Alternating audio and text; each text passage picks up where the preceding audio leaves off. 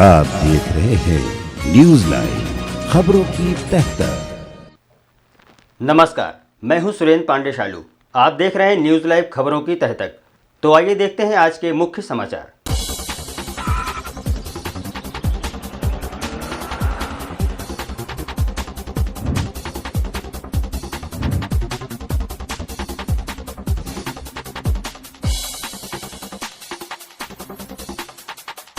कलाकार एसोसिएशन उत्तर प्रदेश ने आज उत्तर प्रदेश प्रेस क्लब में एरिक बीरेन सिंह की स्मृति में स्मृति संध्या का आयोजन किया, जिसमें लखनऊ के तमाम कलाकार व एरिक के मित्र उनके स्मृतियों को याद कर भावुक हो उठे। कलाकार एसोसिएशन के अध्यक्ष संगम बहुगुणा ने कहा कि एरिक बीरेन सिंह कलाकार एसोसिएशन उत्तर प्रदेश के विधि सलाहकार भी थे।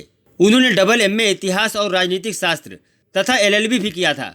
वो हमेशा प्रत्येक कलाकार की सहायता के लिए तत्पर रहते थे, जबकि उन्होंने स्टेज में स्वयं कोई भूमिका नहीं निभाई, परंतु समस्त कलाकारों का मनोबल इतना बढ़ाते रहते थे कि कलाकार हमेशा अपने को सुरक्षित महसूस करता था। कलाकार एसोसिएशन में किसी भी प्रकार की कोई विपत्ति आए तो उसे आसानी से वो हल कर देते थे। हालांकि एरिक कीटनाशक दवाइयों के व्यापार में थे, परंतु इन दवाइयों का उनको इतना ज्ञान था कि किसान से लेकर बड़े बड़े खेती के ज्ञाता उनसे परामर्श लेते थे, जबकि उन्होंने आर्ट साइड से पढ़ाई की थी। श्री बहुगुणा ने कहा कि स्वर्गीय लालजी टंडन के समस्त बाग और खेती उनके अनुसार ही की जाती थी। इन खेती के किसानों के साथ साथ बड़े बड़े बागवान भी उनसे सलाह लेकर खेती करते थे। वहीं कलाकार एसोसिएशन के सचिव विनोद मिश्रा ने कहा कि खेती के अतिरिक्त मनुष्य के रोगों से संबंधित मेडिकल की दवाइयों का भी उनको बहुत ज्ञान था। ज्यादातर परिचित लोग उनसे सलाह लेते रहते थे। उनको पढ़ने का बहुत शौक था। राजनीति से लेकर साहित्य तक हर विषय पर उनकी अच्छी पकड़ थी। एरिक की स्मृति संध्या में उनके बिजनेस पार्टनर संगम बहुगुणा, उनके परम मित्र विनोद मिश्रा, जस्टिस SC वर्मा, पूर्व न्यायाधीश चंद्रभूषण पांडे, अधिवक्ता रोहित त्रिपाठी, गोपाल सिन्हा, हरीश बडोला, टेक्नो इंस्टीट्यूट के चेयरमैन RK अग्रवाल, राजेश जायसवाल, अशोक सिन्हा, नवीन श्रीवास्तव, फिल्म लेखक अविनाश त्रिपाठी, IS अखिलेश मिश्रा, समीर शेख, मुकेश वर्मा, मिथिलेश लखनऊ, रविकांत शुक्ला, राजेश मिश्रा, फिल्म निर्माता तारिक खान, अनुराग अवस्थी, ज्ञानेश्वर मिश्र ज्ञानी, मनोज वर्मा, अमरेश आर्यन, अंकुर सक्सेना, मनीष सैनी, अर्चना शुक्ला सहित शहर के तमाम कलाकार उपस्थित रहे। News live bureau report. हम संवाद रखें, आपस में क्या बोलें, बड़ा दुखदायी होता है ये, लेकिन मुझे लगता है कि जीवन है तो हमको इसको आगे बढ़ाना है और अपने जो हमारे आज हमारे अपने हमारे बीच में नहीं है, उनकी यादों के साथ, उनकी शुभकामनाओं के साथ हमको आगे बढ़ना है।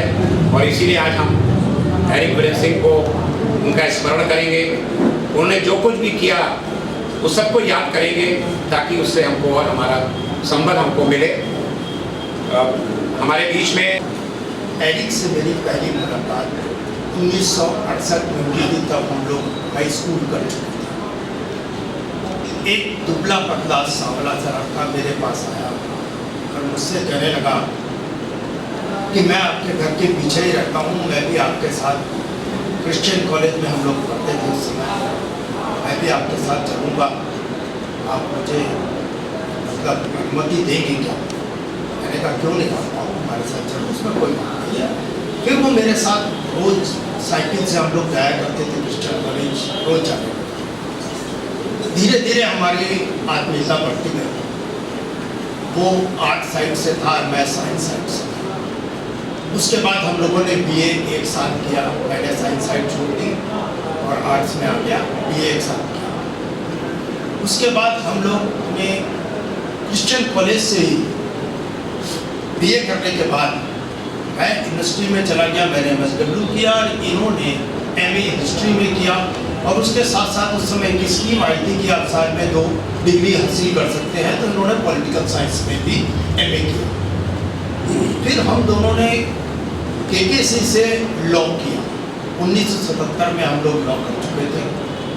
और इस बीच मैं संकेत संस्था ज्वाइन कर चुका था 1975 में। संकेत में मैं आता जाता था, थोड़ा चाय लाने का काम करता था, सब करता था शुरू में। उसके बाद हुआ क्या कि मेरी नौकरी लग गई और मैं कुछ दिन के लिए बाहर चला गया। और इस बीच मेरी 3 नौकरियां लगी। उस समय नौकरी के लिए हम लोग को पैसे नहीं देने पड़ते थे।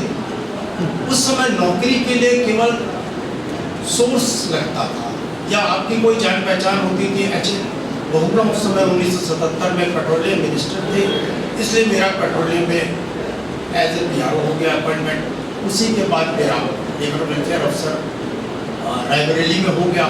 लेकिन ये सब छोड़ करके मैं लखनऊ यूनिवर्सिटी में भी रहा 9 महीने करीब, वहाँ पब्लिक एडमिनिस्ट्रेशन डिपार्टमेंट। लेकिन मैंने सब छोड़ के एरिक कहने लगे कि नहीं, हम लोग जो है चलो बिजनेस शुरू करते हैं। तो हमने पेस्ट कंट्रोल का बिजनेस 1976 में शुरू किया था, उसी को कंटिन्यू करते रहे और अभी तक हम लोग वही करते रहे हैं। और आज भी मैं वही कर रहा हूँ, एरिक तो नहीं है, लेकिन बिजनेस हम लोग हमेशा एक साथ करते हैं। आपको एक बात बताऊँ, एरिक क्रिश्चियन और हम प्रकांड पंडित रहे हैं, पहाड़ के पंडित। हमारे फादर कभी भी ये अलाउ नहीं करते थे कि कोई बाहर की जाति का व्यक्ति हमारे घर पर मतलब आए। लेकिन एरिक का कुछ व्यक्तित्व ऐसा था कि वो हमारे घर में इस तरह से घुल मिल गया था कि उसके बगैर हमें अपने परिवार की कल्पना करना अधूरा होता। हमारे फादर ने उसको एक्सेप्ट किया, हमारी मदर घर पे। अच्छा, एरिक की मैं एक बैकग्राउंड और बताऊँ आपको। यादव भवन में रहता था और जिस जगह वो रहता था 7 फीट की ऊंचाई का कमरा, 15 बाई 10 का कमरा था। उसी कमरे में वो खाना बनाता था, उसी कमरे में वो सोता था, कुएं से पानी खींचता था, उसी से नहाता था। वो और उसके फादर ही थे घर में। और धीरे धीरे उसने तरक्की करी, तरक्की करके उसने फिर अपना मकान बनाया, एक कमरे का, बाद में 2 कमरे का मकान बनाया और धीरे करके 3 कमरे का मकान बनाया। और उसको पढ़ने का बड़ा शौक था। जब तक वो मेरे साथ पढ़ता रहा, उसकी 3rd डिवीजन आती थी, मेरी 2nd डिवीजन आती थी। पढ़ता वो था, नंबर मुझे मिलते थे, ये होता था। लेकिन उसको पढ़ने का ये नहीं कि उसको अपने ही उसमें, वो पॉलिटिक्स में भी पढ़ता था, वो साइंस का भी पढ़ता था। यहाँ पर कई लोग ऐसे हैं जो उससे जब थोड़ी बहुत बीमारी होती थी तो उसी से पूछते थे कि कौन सी दवा खाएं। किसान उसके पास फोन करके पूछते हैं कि कौन सी दवा डाली जाए। जहाँ तक कि मैंगो रिसर्च इंस्टीट्यूट के सुनता हूँ तब से एरिक भाई साहब बोलता है। 1996 में मंचकृति ने मुझे एक नाटक के निर्देशन का अवसर दिया था। हालांकि संगम भाई से मेरी तब से पहले कुछ बातचीत होती थी, गोपाल जी से भी थोड़ा बहुत। तब से मैं इनके ऑफिस में आना जाना मेरा काफ़ी बढ़ गया और मैंने एरिक साहब को धीरे धीरे समझना शुरू किया। और पिछले 20-25 वर्षों में मैंने एक अपने मन में एक फ्रेज बनाया उनके लिए, जिस प्रश्न का जवाब हकीम लुकमान के पास नहीं, उसका जवाब एरिक भाई साहब के पास है। मतलब अद्भुत आदमी।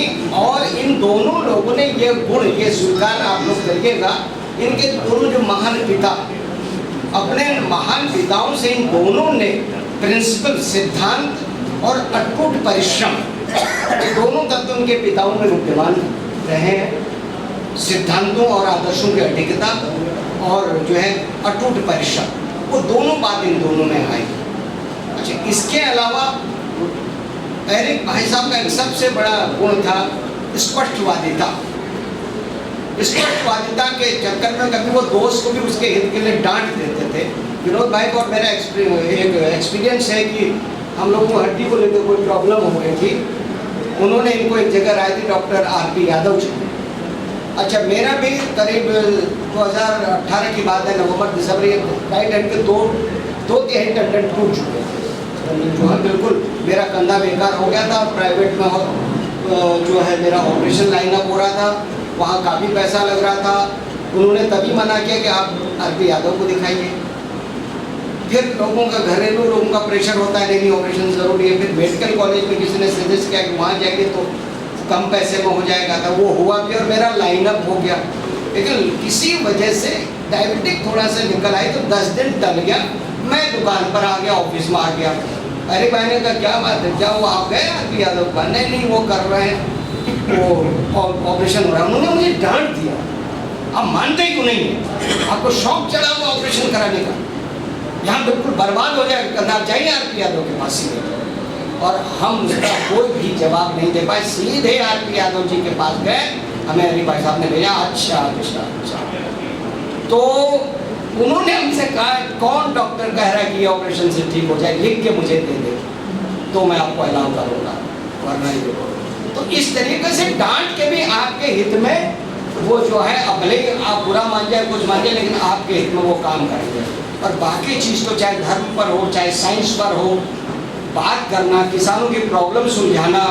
और मैं कहता हूँ कि हमारे तमाम साइंटिस्ट जो है थ्योरी पढ़ के साइंटिस्ट हुए हैं, और उस थ्योरी का एरिक भाई साहब को प्रैक्टिकल जो है नॉलेज था, और इसीलिए किसान लोग उनसे संपर्क में रहते थे, वो मिट्टी से जुड़े हुए थे कि मिट्टी के कण को देखकर वो पहचान जाते थे कि इसकी कंपोजिशन क्या है, इसकी सॉइल क्वालिटी क्या है, ये उनमें बड़ा गुण विद्यमान था। इसके साथ साथ मैं एक व्यक्ति को और याद करना चाह रहा हूँ, वो भी एरिक भाई साहब के बहुत घनिष्ठ थे, और दोनों के व्यक्तित्व के तमाम लक्षण एक साथ मिलते थे, बहुत जोवियल तरीके से दोनों एक दूसरे से मिलते थे, और वो भी साइंटिस्ट थे, वो हमारे स्वर्गीय हीरामणि जुगराण जी। क्योंकि एरिक भाई साहब को बहुत कुछ समझने में जुगराण जी का भी हाथ रहा है मुझे समझाने में, और जुगराण जी को बहुत ज़्यादा समझने में एरिक भाई साहब, इन दोनों के बीच में जो कन्वर्सेशंस होती थी उनके माध्यम से दोनों व्यक्तित्व की खूबियाँ मुझे बहुत पता चली। और आज मैं कहता हूँ कि मैं उसको फिर से दोहराऊंगा कि जिस प्रश्न का उत्तर हकीम लुकमान के पास नहीं, उसका उत्तर एरिक भाई साहब के पास हुआ करता था, वो बड़ा जेन्युइन हुआ करता था। दूसरा, an unsung hero behind the curtain of theatre, unsung hero of theatre behind the curtain, and unsung hero of life behind the curtain of life। सभी बड़े लोग और इस सभागार में उपस्थित एरिक साहब के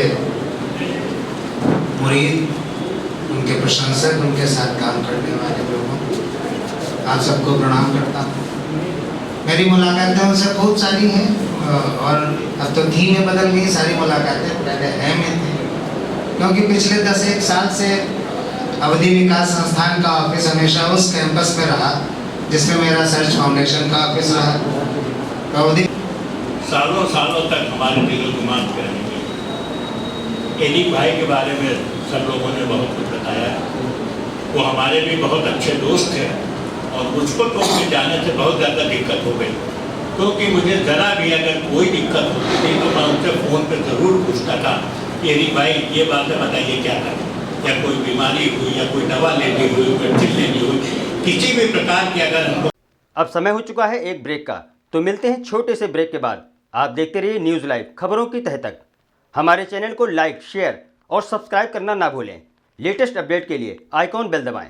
नमस्कार, मैं हूं अनूप सोनी। अगर आपके अंदर छुपा है एक बेहतरीन एक्टर, अगर आपके अंदर है एक्टिंग का शानदार हुनर, तो यूनिवर्सल स्टारडम एक्टिंग एकेडमी आपके लिए लेकर आए हैं एक एक्टिंग टैलेंट हंट, जिसमें वो आपको मौका देंगे उनके साथ काम करने का, और वो भी मुंबई में। तो जल्दी से अपने ऑडिशन रजिस्टर करें इस पते पर।